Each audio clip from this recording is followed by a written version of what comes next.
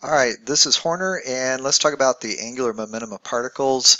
Anytime that you're talking about angular momentum, it's really just how hard it is to change the motion of a spinning body. So objects with a lot of angular momentum, very hard to stop spinning or to turn, and the trade-off there is they do have a lot of orientational stability. So when you are on your bike and you're riding your bike down the road, so there's your bike, and you're sitting on your bike, the heavier the wheel is, the more stability it has, but it also is very, very difficult to turn.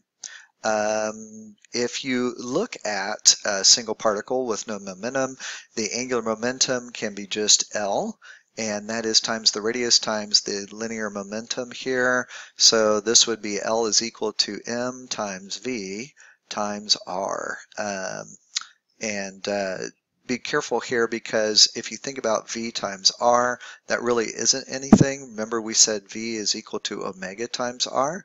So if you change this to omega, you're actually going to have v over r, and then that'll just be m times omega, but that's really not anything, because that m is really going to have to be I. So when we do these problems for the angular momentum of a object that is traveling in a circle, we're going to do those a little bit different. So we're going to use our original equation here, L. So let's go ahead and draw a line here. So well, I guess that won't work. Well, let's get rid of this. L is equal to the radius times the momentum of that particle. And so we're going to say this is equal to r times m times v, and then v is 2 pi r over t. So that is the definition of something that's traveling in a circle and what its velocity is at any instant. So this is 2 pi r all over the period.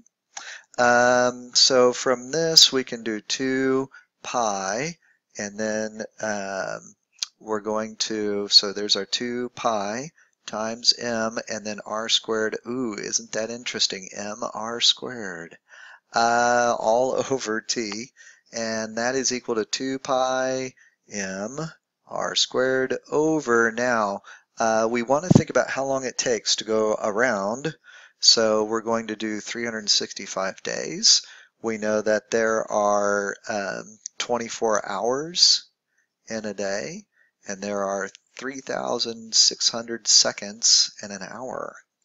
At this point, we have our equation, and we need to go through and we need to figure out what is the mass of the Earth and what is its radius. So we have that information up here on the top. So we'll do 2 pi, mass of the Earth is 5.97 times 10 to the 24th. And we're going to multiply that times 1.5 times 10 to the 11th, and we have to square that. And then we'll divide by 365, divide by 24, and then divide by 3,600. So let's calculate that and see what that gives us. And that gives us 2.68 times 10 to the 40th. And then our unit here is a kilogram meter squared over a second. So just be really careful that you see that that is the unit. For regular momentum, our units are a kilogram times a meter per second. So notice this one has an extra meter in it. We're going to do the same thing, but let's do it for the moon about the Earth. So we've got that same equation, but things are a little bit different, so be careful here. This is equal to 2 pi mr squared over, but instead of 365 days, it's only 27 days. We know there's 24 hours and 3,600 seconds. So let's plug all the numbers in. 2 pi, m is 7.35 times 10 to the 22nd, times 3.85 times 10 to the 8th squared, divided by 27 divided by 24, and then that quantity divided by 3,600. And if you do all that math, you get 2.93 times 10 to the 34th. And that is a kilogram meter squared all over a second. Alrighty, so let's go ahead and take a look at the next one here. It says determine the angular momentum for the 2 kilogram particle shown, and now we want to think about it about the origin. And so what we'll do is we're thinking about the rotation of this particle as it's moving from this point forward, and notice that as it's going, your angle is getting bigger with the x-axis, getting smaller with the y-axis. So let's try to get rid of this guy right here. So we'll do this a couple times, and then do this. There we go. So you'll see that we do have an angle right here, theta, and as the particle moves, that angle will continue to get smaller. We do have this is constant, and that is our x. We have an angle here, and this angle we can call phi.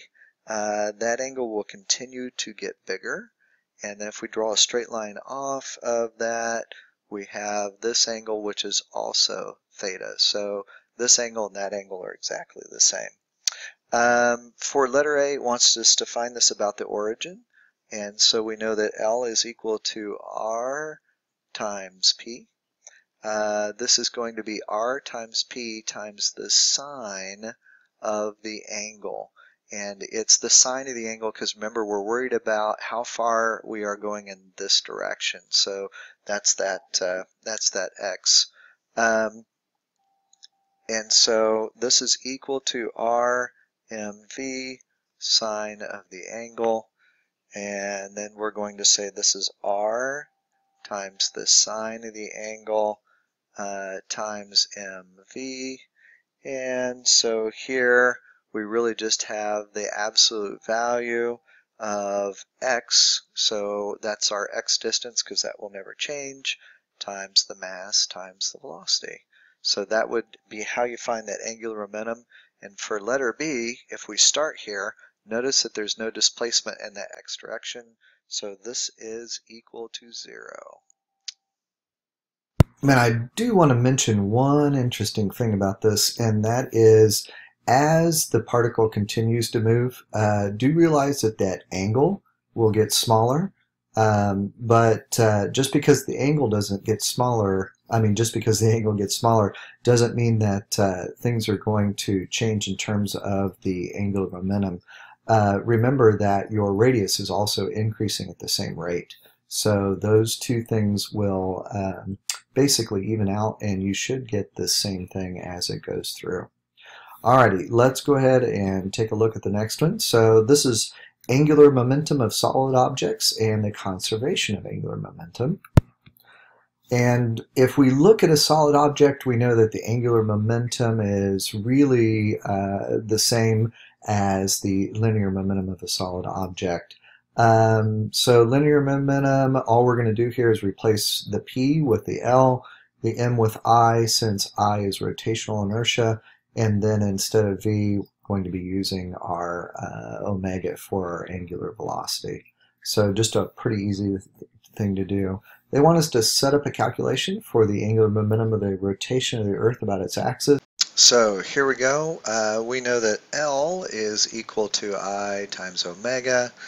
The Earth is a large solid sphere, so I for the large solid sphere is 2/5 mr squared. And then we know that it rotates, we've got an angular frequency of 2 pi over, and then we've got 24 hours in a day, and we're going to multiply that times 3,600 seconds in an hour. So if you do that math, you will come out with the answer that you need, so no need to go on and do any more than that. The law of conservation of angular momentum, we do this in the lab with the disks, and it works out pretty well. So if we want to change the statement for regular momentum, so regular momentum before is equal to regular momentum after. We do the same thing, we just use the angular momentum before and the angular momentum after. So here I've got A and B.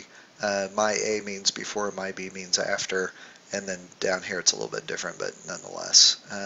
Let's go ahead and take a look at this next one. We do have a figure skater spinning at a velocity of a angular velocity of omega original. He brings his arms and legs closer to his body and reduces the rotational inertia to half of its original value. Well, what happens to his angular velocity? So we know that the angular velocity before is equal to the angular velocity after.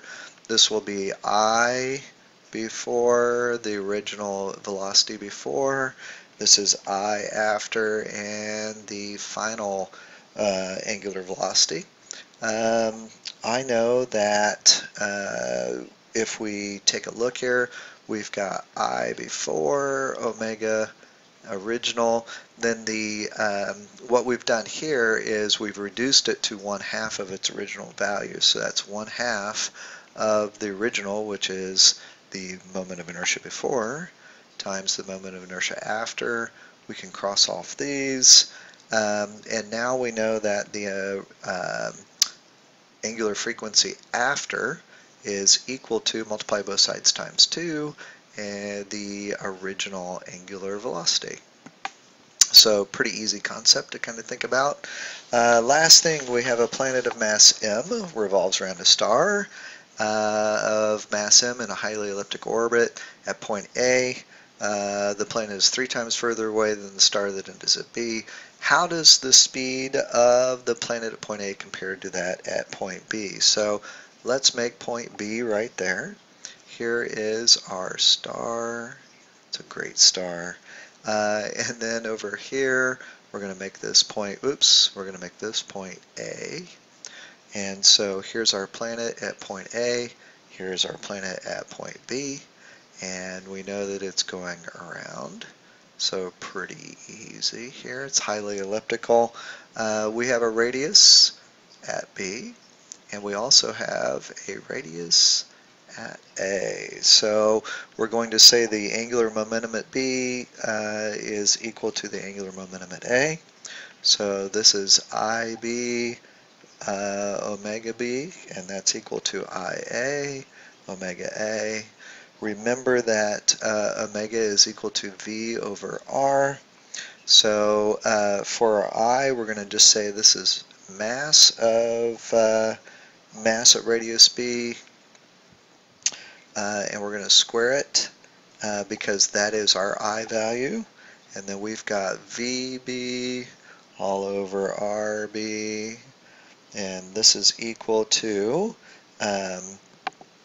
the mass at A, the radius at A squared, and then we've got velocity at A over the radius of A. We know that the masses are the same because it's the same planet. And then we'll notice that one of these radius can go away, one of these can go away, and we're left with the radius at B times the velocity at B is equal to the radius at A times the velocity of A. So that's how we can find out how the speed of V of the planet at point A compares to the V, the speed of the point at point B. So you could solve for the speeds on either side and see that relationship. And that is the end of the angular momentum.